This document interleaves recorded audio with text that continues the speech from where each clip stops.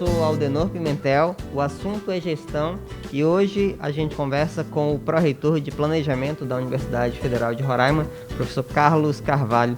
Seja bem-vindo. Bom dia, Aldenor. Obrigado pelo convite. Sim, abraço professor. para o Paulinho, nosso diretor aqui, o Felipe, o técnico que está nos apoiando também. Obrigado. Ok, professor. Começamos falando sobre transparência, que é algo importante, inclusive previsto em lei. Como é que se dá o processo de tratamento e transparência de informações na Universidade Federal de Roraima?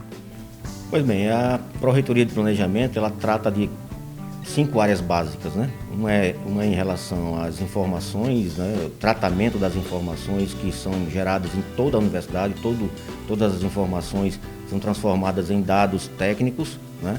E por determinadas áreas, né? Por suas áreas, e são aglutinadas na área de informação da Pró-Reitoria de Planejamento. Nós temos também a área de tecnologia da informação, que todo o aporte tecnológico, né, de informáticos, softwares e laboratórios, que também dá suporte. É evidentemente que o sistema de informação passa pelos processos, né, pelos sistemas tecnológicos, né? Nós temos o setor de orçamento, né, que trata de todo o orçamento e destinação de recursos da universidade.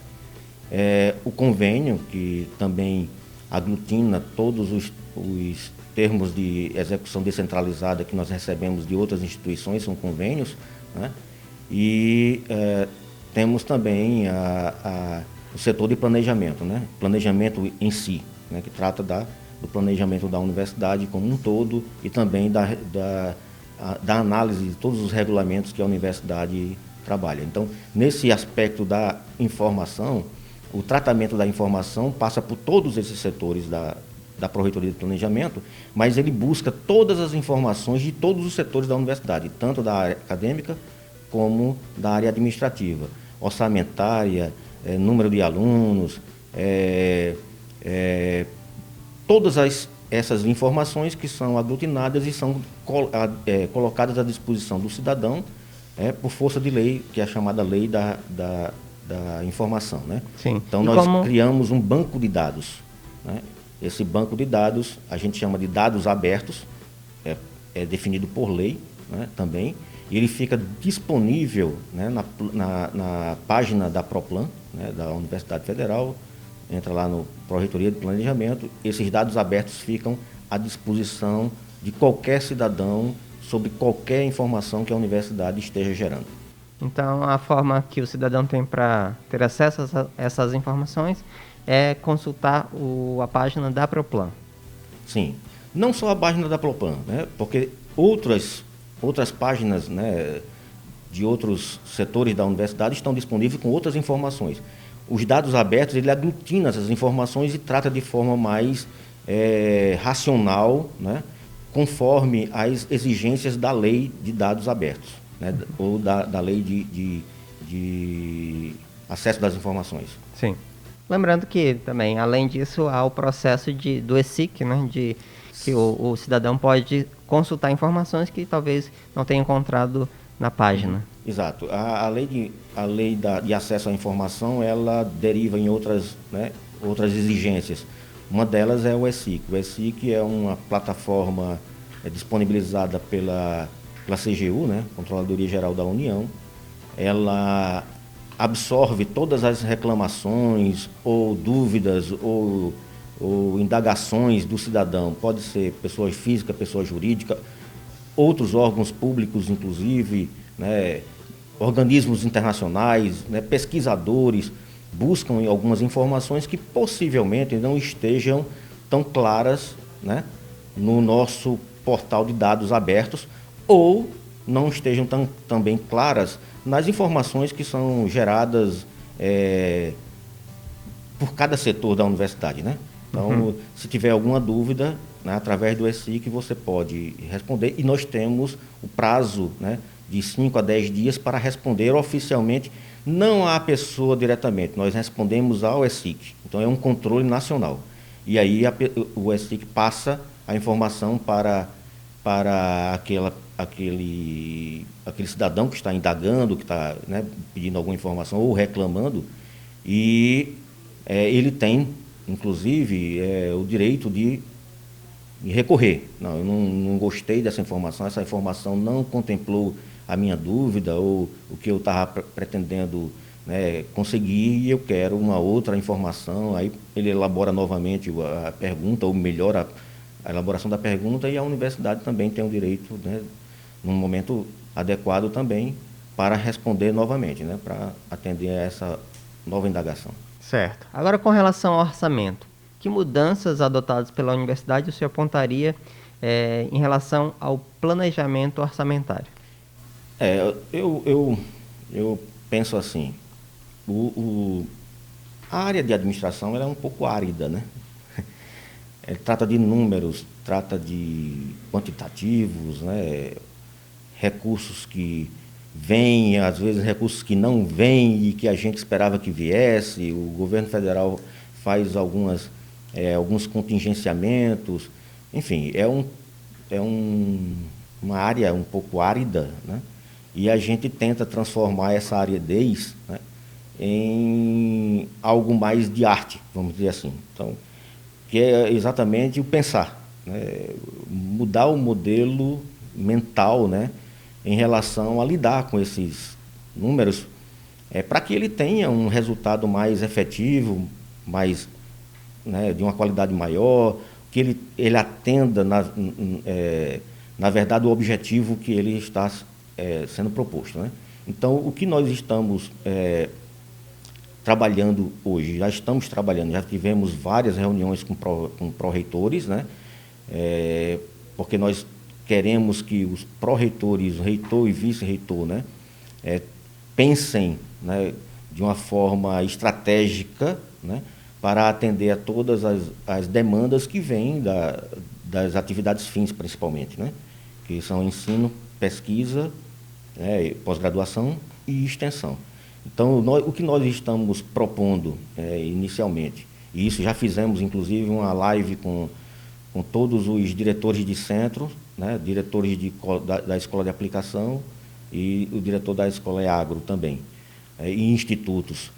Então, nós estamos passando essa nova metodologia, esse novo pensar estratégico da universidade. Então, o que seria isso? Nós definimos o nosso plano estratégico e orçamentário com base nessa metodologia que a gente chama de orçamento temático, né?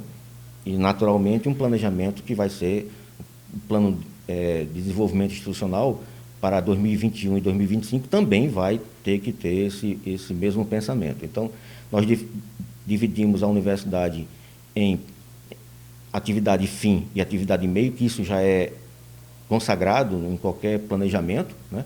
Mas quais seriam as atividades fins? Ensino, pesquisa e pós-graduação e extensão. Por que isso? Porque atende a maioria da universidade, né? Aí é intensivo em pessoal, né? E também nas ações da universidade estão aí. E as atividades meio? Infraestrutura, administração, planejamento, gestão de pessoas e o próprio gabinete, né, reitor e vice-reitor, eles estariam dando suportes a essas atividades fins. Então, nós fizemos uma transferência de recursos. Então, os recursos que estavam alocados no orçamento de 2020, né, boa parte dos recursos que estavam alocados para a atividade meio, nós já transferimos para a atividade fim. Então, esse é um passo, né? Quando nós definimos o orçamento temático, então, por exemplo, isso na prática, como é que funciona?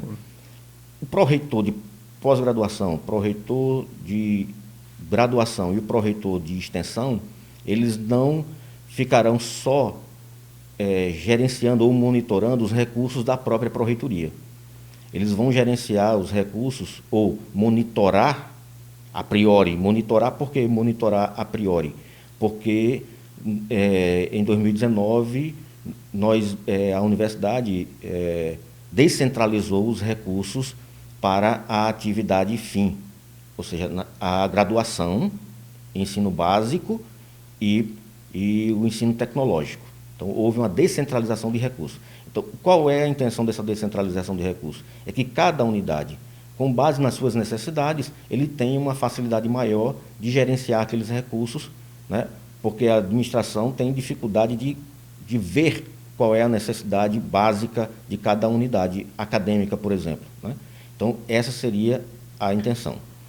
Agora, em 2020, a Pró-Reitoria de Planejamento, juntamente com a Pró-Reitoria de Pós-Graduação e Pesquisa e Pós-Graduação, nós fizemos uma outra descentralização. Então, os recursos, 5% dos recursos orçamentários, né, da matriz chamada Matriz Andifes, ela foi repassada para os cursos de pós-graduação. Então, tanto o ensino de graduação, tecnológico e educação básica, né, estão com recursos carreados para eles em 10%, e os cursos de pós-graduação, a partir deste ano, também têm recursos descentralizados para a pós-graduação. O problema não é a descentralização, né? A dificuldade que nós estamos tendo é como usar esses recursos que foram descentralizados. Então, para você ter uma ideia, em 2018, 4 milhões de reais, né, foram para restos a pagar. Então, a universidade teve que devolver 4 milhões de reais. Uma universidade pequena, né, com as dificuldades que nós temos, né, do distanciamento, né? Quer dizer, aqui nós não temos outras fontes, né, de receita, por exemplo, um convênio com indústrias, né, para ter um aporte, né, do Estado, enfim. Sim, nós temos dificuldades muito grandes. Então, você devolver 4 milhões de reais não é algo que a gente quer para o futuro. Então, nós estamos trabalhando com os diretores de centro e agora com os coordenadores de pós-graduação também, né, para que esses recursos descentralizados sejam utilizados, né, mas com esse foco, né, com os objetivos definidos para as áreas. E quais são esses objetivos definidos para as áreas? São aqueles que o próprio Ministério da Educação consagra ou o Tribunal de Contas, né, no chamado perfil da governança, perfil da governança do governo federal, né, que é um questionário, vamos dizer assim, com 8 índices, 8 indicadores que o Tribunal de Contas da União exige ou pede que as instituições públicas federais sigam esses protocolos, né? Sobre gestão da governança e perfil de governança nós vamos falar daqui a pouco, certo. Que agora nós vamos a um breve intervalo. O assunto é gestão de hoje. No assunto em gestão de hoje, nós estamos conversando com o pró-reitor de Planejamento da Universidade Federal de Roraima, Carlos Carvalho. Vamos a um breve intervalo, daqui a pouco voltamos.